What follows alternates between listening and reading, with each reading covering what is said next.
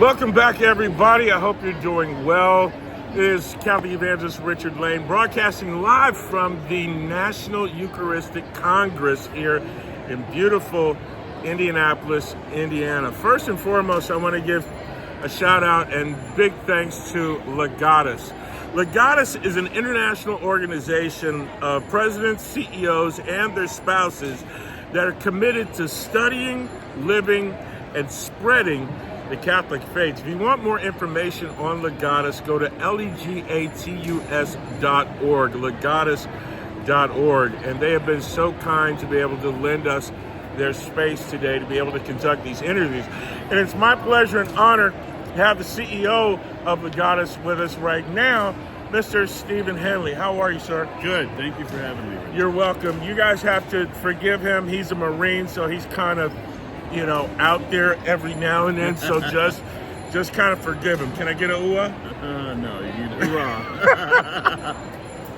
Mr. Henley, first of all, how long have you been with Legatus? I've been with Legatus 11 years. Started in Dallas as a regional director, spent 3 years there, and then I've been in Ann Arbor for 8 years now as the president of Legatus. Legatus was founded by Mr. Tom Monahan, founder of Domino's Pizza, more importantly, the previous owner of the World Series World Champion 1984 Detroit Tigers. Sure. And you were actually his driver for a little while. I was. So 2004, I was stationed in the Naval Air Station in Jacksonville, Florida. Wanted to go to school, ended up meeting a woman that said she was going to Ave, ended up becoming my wife, and so she's the reason why I got down to Ave, and shortly after I started working for security, and then was asked to be a driver for Tom. He had a surgery on his arm, couldn't drive. He's a pretty independent guy even till today, or even to today. But I started driving him in 2005, and I've been working for him since then. So it's been a great ride because I've been able to see both sides of the spectrum, kind of in the background, and then now working for him. A little bit more demanding now than it was back in 2005 when I just had to get from point A to point B. But. Right, good. What is your vision for Legatus going forward? So the ultimate vision for all Catholics is to get to heaven and take as many people with us as possible. Amen. And that's the ultimate goal. In Legatus, our goal is to identify, the CEOs and presidents of organizations that are Catholic, so Catholics that are CEOs, and not just Catholic organizations, any organization, and ensure that they are fully catechized, they know their faith, so that they can live it boldly as CEOs and presidents.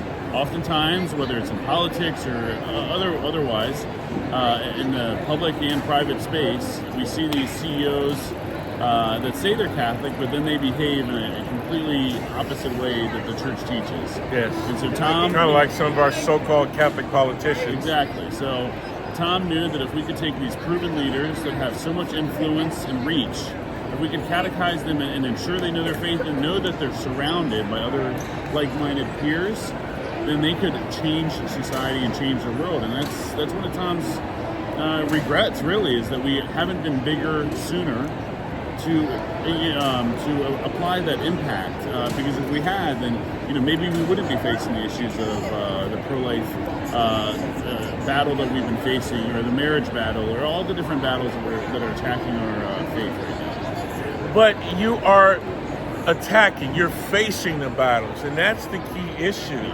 Is if you're not doing God's work, then you're doing the devil's work. That's right. And so therefore, that's where the battle comes in. We can't. There was one of our interviews earlier.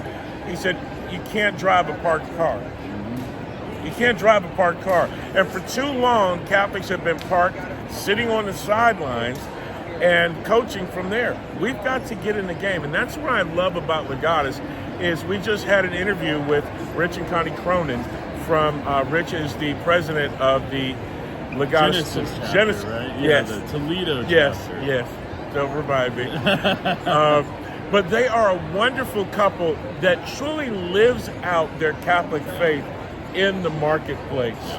And in a business that is cutthroat. Yeah, and that's the beautiful thing about Legatus. we don't have any special projects. We don't have any fundraising. We don't solicit because it's solely about the membership and encouraging and building the faith within themselves. We want to take them where they're at and then just continue with speakers like you, really teach them the faith and then show them that they have the support and the mentors around them to inspire them. And that's what creates that network that we have in Legatus now. I mean, we're over 5,500 members in 90 chapters and growing. So we'll be the largest we've ever been this year. I think it's a great opportunity for Catholic business leaders to finally be in an environment where they're able to be vulnerable. Yes. Spiritually Absolutely. vulnerable. And that's what we call our chapters. I mean, it's like a safe haven for Legatus members to come to the chapter, be able to relax and enjoy each other's company. And, this is where a lot of the relationships come that they have. And what we've also seen is kids and grandkids of members getting together, getting married because of the relationships their parents have built, which has been a beautiful ecosystem that's been built. Good. What were you expecting from the National National Eucharistic Congress coming here? What were you personally and as far as Legatus is concerned? Well, I think over the past 3 years, we've seen a lot of the fruits of this revival because of the conversation that's been happening as a result of it. The importance of the Eucharist. First, identifying the issue that we have, 70% of Catholics that don't believe in the real presence. And so the fact that we're talking about it and leaning in on how do we educate and get people to really experience Christ. This event, though, I love conferences like this. One, because obviously the speakers are phenomenal. The sacraments, to have a mass with hundreds of bishops and thousands of priests and tens of thousands of people is just, you can't help but not be moved. Right. And then it's like a family reunion. You see all these Catholics, like-minded people. It's a very similar experience to Legatus because you're with people that you may not know, but you know that you already agree on so many different levels. Right. And so it's like a family reunion here. Right. And it's just I just want to shout, I just want to scream out, the Lord be with you, and have the whole place scream, and with your spirit. That'll probably happen if you do it. And I'm not going to be surprised when and if you do that. I don't want to get in trouble. So, what speakers have impacted you that you've heard over the last couple of days? Over the past, so Father Mike Schmitz, of course, he's a big name last night. We brought in a speaker by the name of General Kevin Chilton. We're military guys. Yes, sir. Yes. And he was a 4-star general that ended up going into NASA, becoming an astronaut, and took the Eucharist to space on 3 different occasions. Yes. That's a bold witness right there. Yes.